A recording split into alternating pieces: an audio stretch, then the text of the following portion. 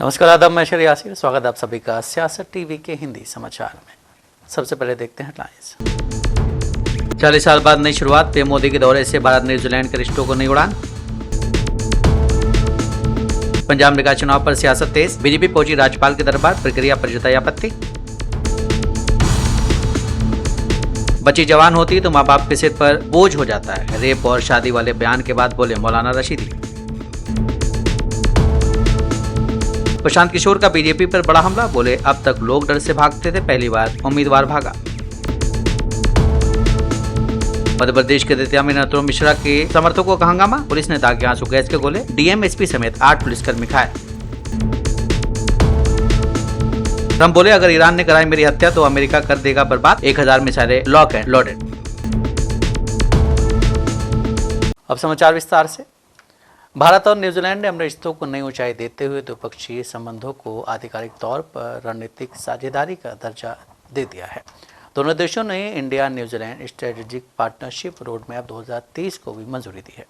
इसके तहत अगले 4 सालों में व्यापार, कृषि, सुरक्षा, नवाचार और लोगों के बीच संपर्क जैसे कई क्षेत्रों में सहयोग बढ़ाया जाएगा।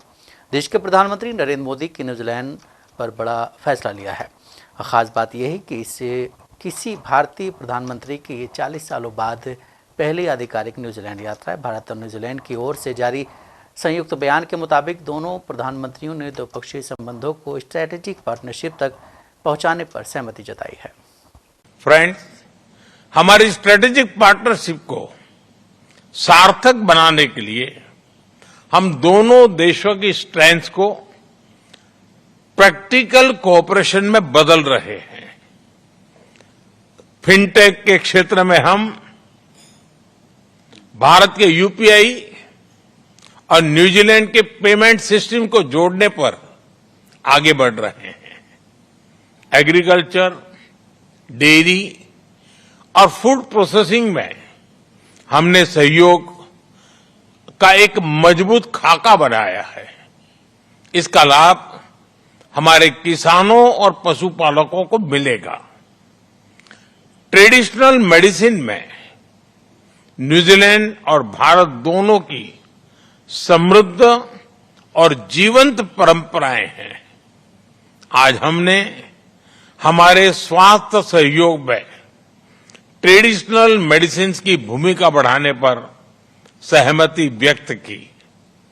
रक्षा और सुरक्षा में हमारा बढ़ता सहयोग हमारे गहरे स्ट्रेटेजिक ट्रस्ट का प्रतीक है। पश्चिम बंगाल के मंत्री दिलीप घोष ने कहा है कि कोर्ट का निर्देश सबको मानना है और अभिषेक बनर्जी, ममता बनर्जी, इन पर जब कार्रवाई होती थी सीबीआई या ईडी की, तो इनसे बचने के लिए वो कोर्ट जाते थे और रक्षा कवच लेते थे, और आज जब कोर्ट सहयोग करने के लिए बोल रही है तो उसका विरोध क्यों कर रहे हैं? आपकी ज़रूरत होगी तो आप कोर्ट का उपयोग करेंगे और कानून व्यवस्था के लिए आप सहयोग नहीं करेंगे तो आप तो संविधान के खिलाफ काम कर रहे हैं। जो भी है, कोर्ट का जो निर्देश है सबको मानना है। अभिषेक बनर्जी, ममता बनर्जी, इनके ऊपर जब कार्रवाई होता था, इंक्वायरी होती थी सीबीआई, ईडी का, उससे बचने के लिए कोर्ट में जाके वो लोग और रक्षा कवच लेते थे। आज उसी कोर्ट ने जब सहयोग करने के लिए बुला रही है, कार्रवाई चल रही है, उसमें क्यों विरोध कर रहे हैं? आपके जरूरत पड़ेगा कोर्ट का उपयोग करेंगे और कानून व्यवस्था के लिए आप सहयोग नहीं करेंगे तो आप तो अदालत, संविधान का खिलाफ है। महाराष्ट्र के डिप्टी सीएम एकनाथ शिंदे ने कहा है कि यूबीटी के लोग जो टिप्पणी कर रहे हैं उनको कोई अधिकार नहीं है। राम मंदिर के बारे में टीका टिप्पणी करने वाले मंदिर वही बनाएंगे, तारीख नहीं बताएंगे। ऐसी टिप्पणी करने वाले, पीएम मोदी के ऊपर टिप्पणी करने वाले, राम मंदिर बनेगा नहीं ऐसा बोलने वाले। बाला साहब ठाकरे जी का सपना था अयोध्या में राम मंदिर बने, उस सपने को पूरा करने का काम देश के प्रधानमंत्री नरेंद्र मोदी ने किया है।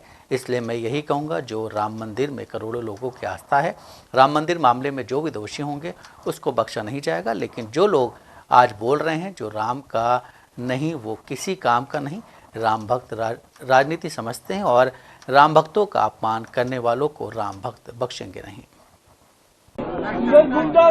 विपक्ष के लोग, यूबीटी के लोग जो टीका टिप्पणी कर रहे हैं उनको कोई अधिकार नहीं है। राम मंदिर के बारे में टीका टिप्पणी करने वाले मंदिर वही बनाएंगे, तारीख नहीं बताएंगे, ऐसी टीका टिप्पणी करने वाले, प्रधानमंत्री मोदी जी के ऊपर टीका टिप्पणी करने वाले, राम मंदिर बनेगा ही नहीं ऐसे बोलने वाले, जो हमारे हिंदू हृदय सम्राट बाला साहब ठाकरे जी का सपना था अयोध्या में राम मंदिर बनाने का, वो हमारे प्रधानमंत्री नरेंद्र मोदी जी ने करके दिखाया है।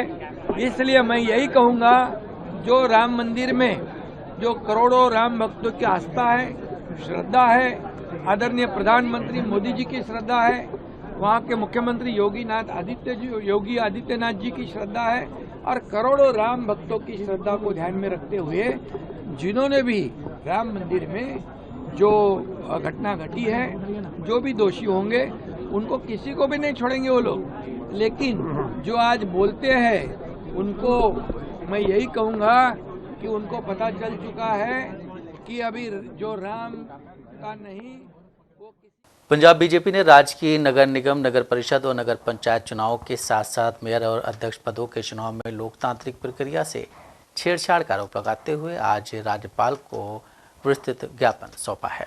बीजेपी नेताओं ने आरोप लगाया कि इन चुनावों में प्रशासनिक मशीनरी का दुरुपयोग कर जनता के जनादेश को पलटने का प्रयास किया गया है।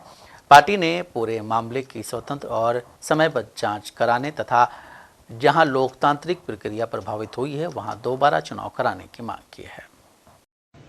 सर, आज गवर्नर साहब से मिलने आप लोग पहुंचे, क्या कुछ मामला था जिसके चलते आज मुलाकात? तो मामला ये है कि जो मौजूदा नगर निगम की इलेक्शन हुई है, इसमें पंजाब गवर्नमेंट ने इतनी बड़ी धांधली की है कि आज तक हिस्ट्री में हिंदुस्तान की किसी सूबे में और पंजाब में खास करके पिछले 70 साल से कभी ऐसा हुआ ही नहीं। इन्होंने जो हमारे जैसे अबोध की मैं बात करता हूँ, वहाँ पे हमारे 28 मेंबर थे और एक मेंबर एमएलए होता, वो भी हमारा है, 29 हो गए, इनके 20 थे। इन्होंने धक्के से कमिश्नर लेवल के अफसर को भेजकर अपना मेयर बनाने की कोशिश की, लेकिन हमारे कार्यकर्ता, हमारे लीडरों ने लड़ाई लड़ी, बढ़ने नहीं दी, तो पोस्टपोन की। ऐसे इन्होंने राजपुरे में किया, ऐसे इन्होंने रोपड़ में किया, ऐसे इन्होंने नंगल में किया, ऐसे इन्होंने कपूरथले में किया। एक जगह पे इन्होंने धांधली की है कि जहाँ पे हमारे मेंबर ज्यादा थे, इनके अपने मेंबरों को अंदर बुलाकर कुंडी लगाकर दरवाजा बंद करके इन्होंने अपने मेंबर डिक्लेयर किए हैं। दिन दिहाड़े इन्होंने इलेक्शन लूटी है। इससे बुरा हाल कभी नहीं हो सकता। और इससे मैं और बात बताता हूँ, अब तो ये रिजल्ट की बात कह रहा हूँ, जब पेपर भरे जाते थे तब भी इन्होंने जबरदस्ती जो हमारे लोगों के पेपर ठीक थे कैंडिडेट के, वो पेपर भी इन्होंने रद्द किए करवा। तो गवर्नर साहब ने क्या कुछ सर उनसे आश्वासन क्या मिला है? गवर्नर साहब से बहुत अच्छा रिस्पॉन्स मिला। गवर्नर साहब ने हमारी बात बड़े ध्यान से सुनी है। हमें तो मेमोरेंडम देकर आए हैं कि पंजाब में ये हालात है, हम लोगों के साथ खड़े हैं। मौलाना साजिद रशीदी ने बच्चियों की देर से हो रही शादी को रेप से जोड़ा और बेहद विवादित बयान दिया, जिसके बाद से सियासत तेज हो गई है। अपने बयान के बाद से लगातार आलोचनाओं का सामना कर रहे साजिद रशीदी ने अपनी सफाई में फिर एक बयान दिया है, जिसके जरिए वो अपने पुराने विवादित बयान पर कायम रहे हैं। उन्होंने कहा कि मेरा बस यही कहना है कि किसी भी धर्म में अगर अच्छी बात है तो उसे अपनाने में क्या बुराई है। रशीदी ने कहा कि मैंने ऐसा इसलिए कहा क्योंकि मौजूदा हालात में ऐसा कानून लाए जा रहे हैं जिनसे एक महिला दूसरी महिला से या एक पुरुष दूसरे पुरुष से शादी कर रहे हैं। कि आजकल के जो हालात हैं, जब देश में एक ऐसा कानून आ सकता है कि सब लड़की लड़की के साथ शादी कर सकती है, लड़का लड़के के साथ शादी कर सकता है। इवन अगर कोई शादीशुदा महिला अपनी मर्जी से किसी दूसरे मर्द के साथ रह जाती है तो आप उस पर कानूनी कार्रवाई नहीं कर सकते। जिस देश में ऐसे कानून हों, उस देश में ये कहना कि साहब लड़की की इसलिए जल्दी शादी कर दो कहीं रेप होने के चांसेस ना हो, इसके साथ गलत कोई घटना न घट जाए, तो यकीनी तौर पर वहां सियासत होगी, वहां लोग उसको अन्यथा लेंगे। और कौन लोग लेंगे? जो पार्लियामेंट में बैठकर कानून बनाते हैं, वही लोग जब सड़कों पर जानवरों की तरह, आपको याद होगा एक्सप्रेसवे वाला केस, जब सड़कों पर जानवरों की तरह उसको खुले में करना शुरू कर दें, तो ऐसे में किसी इंसान को अच्छी बात समझाना मैं समझता हूं गलत है। मेरा कहना सिर्फ ये है, किसी भी शरीयत में, किसी भी धर्म में अगर कोई अच्छी बात है तो उसको लेने में बुराई क्या है? आप देखिए पिछले कई सालों से जिस तरह के केसेस आ रहे हैं, 2 साल की बच्ची के साथ, 3 साल की बच्ची के साथ, 5 साल की बच्ची के साथ, 7 साल, 9 साल, 11 साल, 13 साल, अभी 13 साल की बच्ची के साथ 32 लोगों ने कंटिन्यू 5 दिन तक आदमी सोच सकता है, दिल कांपता है, रूह कांप जाती है कि कैसे इंसान जानवरों से भी आगे निकल गया। एक भी इंसान के दिल में यह बात नहीं हुई कि हम गलत कर रहे हैं, एक भी इंसान के दिल में। और मेरे बयान पर सियासत हो रही है, और वो लोग कर रहे हैं जो कानून बनाकर उस कानून को तोड़ने की क्षमता रखते हैं, तोड़ रहे हैं। ये लोग नहीं चाहेंगे समाज में सुधार हो। मैंने एक समाज सुधार के लिए बात कही थी, और मैं तो कहता हूं, इस्लाम ने कहा है कि जब बच्ची बालिग हो जाए तो उसकी शादी कर दो। इसलिए कर दो कि माँ बाप जो है, देखिए जब बच्ची जवान हो जाती है, माँ बाप के सर पे एक बोझ हो जाता है कि भाई इसको किसी तरह से इसकी शादी हो जाए, कोई अनहोनी इसके साथ ना हो। एक बड़ा बोझ होता है माँ बाप के सर पे, उसको माँ बाप ही समझ सकते हैं, दूसरा नहीं समझ सकता। एक सामाजिक दबाव होता है, चाचा ताया भाई बहन दूसरे लोग, भाई बच्ची सियानी हो गई है, इसका रिश्ता देखो, शादी करने की सोचो, एक वो दबाव होता है। और मैं आपको 6-7 स्टेट के नाम गिनवाता हूं। झारखंड है, असम है, बिहार है, त्रिपुरा है, मध्य प्रदेश है, राजस्थान है, और कई सारे स्टेट ऐसे हैं जिनमें आज भी बाल विवाह होते हैं, परंपराओं के नाम पर, गुर्बत के नाम पर। कई गरीब माँ बाप इसलिए अपनी बच्ची की शादी कर देते हैं कि घर का खर्चा कम हो जाएगा, महंगाई है, बेरोजगारी है, बहुत कुछ है। कई माँ बाप जो बच्ची पढ़ी लिखी नहीं होती उनकी शादियां जल्दी कर देते हैं। ये सब कुछ समाज में हो रहा है। मैंने एक समाज सुधार की बात कही है कि शरीयत ये कहती है, देखिए अल्लाह के नबी ने जब ये हदीस बयान की थी, मोहम्मद साहब ने, उस वक्त लड़कियों को जिंदा जमीन में गाड़ देते थे अगर घर में पैदा हो जाए। देश भर में इन दिनों मानसून का कहर है। महाराष्ट्र, गुजरात और हिमाचल से लेकर बिहार और यूपी तक बारिश के साथ साथ आंधी तूफान का भी दौर जारी है। आईएमडी ने आज 15 राज्यों में भारी बारिश और आंधी तूफान की चेतावनी जारी की है। मौसम विभाग के मुताबिक दिल्ली में आज अधिकतम तापमान 36 डिग्री और न्यूनतम तापमान 25 डिग्री रहेगा। हालांकि बारिश की संभावना बनी रहेगी। आईएमडी ने जिन 15 राज्यों में अलर्ट जारी किया उनमें दिल्ली, उत्तर प्रदेश, बिहार, राजस्थान, हरियाणा, हिमाचल प्रदेश, उत्तराखंड, जम्मू कश्मीर, मध्य प्रदेश, पश्चिम बंगाल, झारखंड, ओडिशा, असम, आंध्र प्रदेश और केरल शामिल हैं। बिहार की बात करें तो पटना सहित मुजफ्फरपुर, औरंगाबाद में भारी बारिश के साथ साथ आंधी और तूफान को लेकर अलर्ट जारी किया गया है। वहीं अगर पहाड़ी राज्यों की बात की जाए तो कुल्लू, शिमला, बिलासपुर में भारी बारिश और आंधी की चेतावनी जारी की गई है। साथ ही उत्तराखंड के ऋषिकेश, हरिद्वार, पिथौरागढ़ में आंधी तूफान के साथ भारी बारिश को लेकर अलर्ट जारी किया गया है। देखिए, मानसून पूरे राज्य में अभी चल रहा है और उसी क्रम में जो पहले से अलर्ट थे, लास्ट के 48 घंटों में पूरे जनपद में काफ़ी बारिश देखने को मिली है। स्पेशली रुड़की, लक्सर, भगवानपुर क्षेत्र में रिकॉर्ड बारिश हुई है। करीबन 250 से 300 mm बारिश पिछले 48 घंटे में रिकॉर्ड की गई है। और साथ ही हरिद्वार शहर और उसके आसपास एरियाज़ में भी काफ़ी बारिश हुई है, जिसकी वजह से कुछ शहरी क्षेत्रों में जल भराव, ग्रामीण क्षेत्रों में जल भराव और जो हमारी सीजनल नदियाँ हैं, बारिश की नदियाँ हैं, उनमें भी जल स्तर में बढ़ोतरी हुई है। इसी क्रम में पिछले 2 दिन से सभी स्कूलों में और आंगनवाड़ी में छुट्टी डिक्लेयर की गई थी। जैसे आगे कभी अलर्ट रहेंगे उस हिसाब से आगे कार्रवाई की जाएगी। अभी जो नुकसान है, कुछ जगह पर हमारे कुछ आंतरिक मार्ग और कुछ पुलियाओं में उनका उसके आसपास कटाव है, वहाँ पर कार्य किया जा रहा है। कल हरिद्वार शहर में एक बस्ती में कुछ मकान रहे थे, जिसमें कि 4 लोगों को सुरक्षित उनको बचा लिया गया था। और साथ ही जो हमारे अन्य जो नदियाँ हैं उसके समीप जो कृषि भूमि लगी है, वहाँ पर उनके कटान की सूचना है। जैसा मैंने कहा, मार्गों को सुदृढ़ीकरण उनका किया जा रहा है।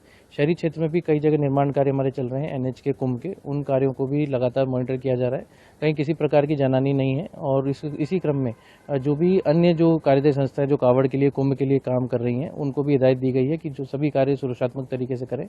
मनसा देवी और चंडी देवी पैदल मार्ग पर भी एहतियात बरतने के समय तेज बारिश के समय रास्ते को रोका गया था कुछ देर के लिए, जो पुनः सुचारू किया गया है। वन विभाग और राजाजी नेशनल पार्क की अथॉरिटीज को भी भूस्खलन को देखते हुए अलर्ट पे रखा गया है। राम जन्मभूमि ट्रस्ट की भवन निर्माण समिति के अध्यक्ष नृपेंद्र मिश्रा ने राम मंदिर निर्माण कार्य को लेकर बड़ा अपडेट दिया है। उन्होंने बताया कि 20 जुलाई तक राम मंदिर का मुख्य निर्माण कार्य पूरा हो जाएगा। वहीं जुलाई के अंत तक प्राचीन मंदिर स्मारक का निर्माण भी पूरा कर लिया जाएगा। मिश्रा ने कहा है कि मंदिर परिसर की करीब 4 किलोमीटर लंबी बाउंड्री वॉल 23 सितंबर तक तैयार हो जाएगी। उन्होंने कहा कि राम मंदिर निर्माण अब अपने अंतिम चरण में है और केवल 2 प्रमुख काम शेष रह गए हैं। हाल ही में सामने आए राम मंदिर चढ़ावा चोरी केस पर मिश्रा ने कड़ी प्रतिक्रिया देते हुए इसे कलंक बताया। उन्होंने कहा है कि भविष्य में ऐसी घटना दोबारा ना हो, इसके लिए सुरक्षा और निगरानी व्यवस्था को और अधिक मजबूत किया जाएगा। आप उसको आप किस नजरिए से सर देखते? नहीं, मैं उसको पूरी तरीके से चढ़ावा चोरी अपने में, आप जानते हैं हमारे कोषाध्यक्ष महोदय जो स्वामी गोविंद देव गिरी जी हैं, उन्होंने भी आप सभी से वार्ता की और बताया कि यह अपने में एक तरीके का कलंक है। एक तरीके से राम मंदिर में यह घटना घट गई, इसका हम सभी को एक खेद ही नहीं, एक तरीके से हम सभी उससे छोटापन महसूस कर रहे हैं। तो यह व्यवस्था का एक प्रश्न है, व्यवस्था में सुधार होगा, मुझे पूरा विश्वास है, और इस प्रकार की घटनाएं दोहराई नहीं जाएंगी। जिन 8 लोगों की सर गिरफ्तारी हुई है, आपको लगता है कि इन्वेस्टिगेशन का इसके बारे में मैं कोई भी किसी प्रकार की टिप्पणी नहीं करूंगा। ट्रस्टी भी मौजूद रहेंगे? नहीं, ये तो निर्माण समिति की बैठक है। तो निर्माण समिति में LNT, TCE, राजकीय निर्माण निगम, इंजीनियर इंडिया लिमिटेड इत्यादि के लोग आते हैं। बाबूजी, इसके अलावा राम मंदिर में CEO की नियुक्ति की बात सामने आ रही है। इसकी काफी चर्चा है, 3 सदस्यीय कमेटी भी गठित हुई है। हाँ, तो वो तो होगी। ये रिकमेंडेशन एक तरीके से कहा भी था कि इस तरह नहीं, मेरा कोई भी इसमें किसी प्रकार की संस्तुति का प्रश्न ही नहीं है। ये तो एक उच्चतम स्तर की समिति बनाई गई है, उसमें आपको मालूम है न्यायाधीश उसके अध्यक्ष हैं संभवतः, वह अपना निर्णय संस्तुति सीधे ट्रस्ट को देगी और ट्रस्ट विचार करेगा। बिहार के बांकीपुर विधानसभा उपचुनाव में बीजेपी उम्मीदवार के नामांकन वापस लेने के बाद सियासत गर्म हो गई है। जनसुराज के प्रशांत किशोर ने इस मुद्दे पर बीजेपी पर तीखा हमला बोला है। उन्होंने कहा है कि अब तक देश में लोग बीजेपी के डर से पीछे हटते रहे हैं, लेकिन ये पहली बार हुआ है जब बीजेपी का ही उम्मीदवार चुनावी मैदान से हट गया है। प्रशांत किशोर के इस बयान के बाद राजनीतिक हलकों में नई बहस शुरू हो गई है। बांकीपुर का उपचुनाव अब और ज़्यादा दिलचस्प होता नजर आ रहा है। प्रशांत किशोर ने कहा है कि जनबल के आधार पर कोई भी ताकत टिक नहीं सकती है। उनका दावा था कि जनता की ताकत सबसे बड़ी ताकत होती है और वही अंतिम फैसला करती है। ये दिखाता है कि कोई भी विधानसभा क्षेत्र या कोई भी लोकसभा क्षेत्र किसी का गढ़ नहीं है, किसी की जागीर नहीं है। अगर जनता खड़ी हो जाए तो बड़े से बड़े नेता का पसीना निकल सकता है। जिस बांकीपुर के बारे में कल तक भाजपा के लोग ये कह रहे थे कि हमारा इतना मजबूत किला है कि हम कुत्ता बिल्ली को भी खड़ा करेंगे तो जनता हमको वोट देगी, आज जनता के सामने एक विकल्प आ गया है तो भाजपा को उम्मीदवार नहीं मिल रहा है। दूसरी बात, इस देश ने पिछले कुछ सालों में देखा है भाजपा के डर से दूसरे पार्टियों के उम्मीदवार भागते हैं। ED, CBI, इनकम टैक्स, उनके डर से दूसरे पार्टियों के उम्मीदवार भागते हैं। ये दूसरे पार्टी के उम्मीदवारों को ये लोग खरीदते हैं, भगाते हैं। आज ऊपर वाले ने इनके साथ इंसाफ किया है, इनका उम्मीदवार किसी कारणवश छोड़कर भागा है मैदान। अब उनको चिंता करने दीजिए, 3 तारीख को जब वो रिजल्ट आएगा तो मुकम्मल हिसाब इनसे होगा। बदलाव होने जा रहा है, क्या लग रहा है? अब क्या होने जा रहा है ये तो आप देखिए और बांकीपुर की जनता से पूछिए, लेकिन कहीं न कहीं भाजपा को इस बात का इल्म हो गया है कि इस बार जनता भाजपा के विरोधी नहीं, जो भाजपा के समर्थक हैं, उनके जो कार्यकर्ता हैं, उनके जो नेता हैं, उनको जिन्होंने वोट दिया है, उनका बिल्कुल मत क्लियर है कि सम्राट चौधरी जैसे व्यक्ति को के चाल चरित्र चेहरा वाले व्यक्ति को आप बिहार का मुख्यमंत्री नहीं थोप सकते हैं। आपको जिस समाज का भी मुख्यमंत्री बनाना है बनाइए, कुशवाहा समाज का मुख्यमंत्री बनाइए, कोई दिक्कत नहीं है, लेकिन किसी अच्छे व्यक्ति को बनाइए, चरित्रवान व्यक्ति को बनाइए, पढ़े लिखे व्यक्ति को बनाइए, ताकि बिहार का तरक्की हो। बिहार के लोग, बिहार के बच्चे सिर्फ मजदूरी करने के लिए नहीं पैदा हुए हैं। आपको वोट दिया है, बिहार के लोगों ने 202 विधायक जिताया है, तो आपकी जिम्मेवारी है कि सबसे अच्छे व्यक्ति को बिहार का नेतृत्व दीजिए ताकि बिहार का विकास हो सके। बिहार की बांकीपुर विधानसभा सीट पर उपचुनाव की तैयारियां जोर शोर से चल रही हैं। बीजेपी की तरफ से बड़ा उलटफेर देखने को मिला। बीजेपी प्रत्याशी अभिषेक कुमार बंटी द्वारा नाम वापस लिए जाने के बाद पार्टी ने नीरज कुमार सिन्हा को उम्मीदवार घोषित किया है। बीजेपी उम्मीदवार नीरज सिन्हा 13 जुलाई को नामांकन दाखिल करेंगे। 13 जुलाई तारीख ही नामांकन पत्र दाखिल करने की आखिरी तारीख है। नीरज कुमार लंबे समय से बीजेपी संगठन से जुड़े रहे। उन्होंने साल 2006 में बीजेपी के प्राथमिक सदस्यता ग्रहण की थी। उम्मीदवार बदले जाने पर बीजेपी अध्यक्ष संजय ने कहा कि उनके पारिवारिक कुछ कारण होंगे, जिसके कारण उन्होंने लिख कर दिया है कि वो चुनाव लड़ने में असमर्थ हैं। पार्टी के लिए वो अपनी सेवाएं देते रहेंगे। तो केंद्रीय नेतृत्व ने निर्णय लिया है कि और नीरज कुमार सिन्हा को प्रत्याशी बनाया है। कारण क्या रहा कि अभिषेक जी को? नहीं, कारण तो सबको पता है, मुझे भी उन्होंने पत्र दिया, फिर आप लोग के बीच में जाके सार्वजनिक रूप से भी कहा। पारिवारिक कुछ कारण उनके होंगे जिनके कारण उन्होंने लिख के दिया मैं चुनाव लड़ने में असमर्थ हूं, पार्टी की मैं अपनी सेवाएं देता रहूंगा। तो केंद्रीय नेतृत्व ने निर्णय किया और नीरज कुमार सिन्हा जी वो भी बूथ स्तर के कार्यकर्ता हैं, युवा मोर्चा में जिला के उपाध्यक्ष रहे, मंडल में 2 बार अध्यक्ष रहे, उनको प्रत्याशी बनाया गया। वो 13 तारीख को अपना नामांकन भी करेंगे। बूथ स्तर के पुराने कार्यकर्ता। मध्य प्रदेश की दतिया विधानसभा उपचुनाव को लेकर बीजेपी में बवाल मच गया है। बीजेपी ने पूर्व गृह मंत्री नरोत्तम मिश्रा का टिकट काटकर उनकी जगह युवा नेता आशुतोष तिवारी को टिकट दिया है, जिसके बाद उनके समर्थकों को गुस्सा फूट पड़ा है। नरोत्तम मिश्रा के समर्थकों में पार्टी के फैसले का विरोध करते हुए बीजेपी कार्यकर्ताओं ने दतिया नेशनल हाईवे पर देर रात जाम लगा दिया था, जिसे अब खत्म कर दिया गया। पुलिस ने कार्यकर्ताओं को सड़क से हटाया। बताया जा रहा है कि बीजेपी कार्यकर्ताओं पर लाठीचार्ज भी हुआ है। पुलिस ने प्रदर्शनकारियों को खदेड़ा और आंसू गैस के गोले भी छोड़े हैं। बीजेपी कार्यकर्ताओं के साथ पुलिस बर्बरता कर रही है और उन्हें कार्यालय में बंद कर दिया गया है। नरोत्तम मिश्रा के समर्थकों का कहना है कि वो आशुतोष सिन्हा का बहिष्कार कर रहे हैं। पार्टी ने कार्यकर्ताओं को अपेक्षा की है। स्थिति बनी हुई है, किस तरह कार्यकर्ताओं को खदेड़ा जा रहा है? ये लगभग 3000 से ज़्यादा हुड़दंगियों ने यहाँ पर कल पूरे दतिया शहर की जो फिज़ा है उसको ख़राब करने की कोशिश की है। उन्होंने कोशिश की कि बाज़ार को बंद कर दिया जाए कैसे भी। साथ में यहाँ पे चक्का जाम के लिए लगभग शाम को 6 बजे से ये सभी लोग यहाँ पर बैठे हुए हैं और इनको बार बार कलेक्टर साहब और मेरे द्वारा समझाइश दी गई है कि यहाँ से चले जाएं और चक्का ये जो जाम किया है उसको पूरा खोल दिया जाए जिससे यातायात का आवागमन हो सके।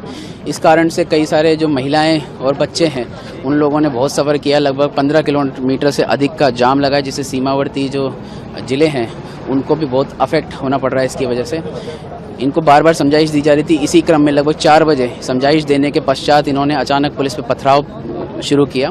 पथराव के बाद पुलिस ने तत्काल ही एक्टिव होकर अश्रु गैस का उपयोग किया और इसके बाद इन्होंने और भी अधिक पथराव किया, जिसमें लगभग हमारे 6 से अधिक कर्मचारी गंभीर रूप से घायल हैं और हॉस्पिटल में एडमिट हो गए हैं। साथ में मुझे, एडिशनल एसपी को, सभी को चोट आई है।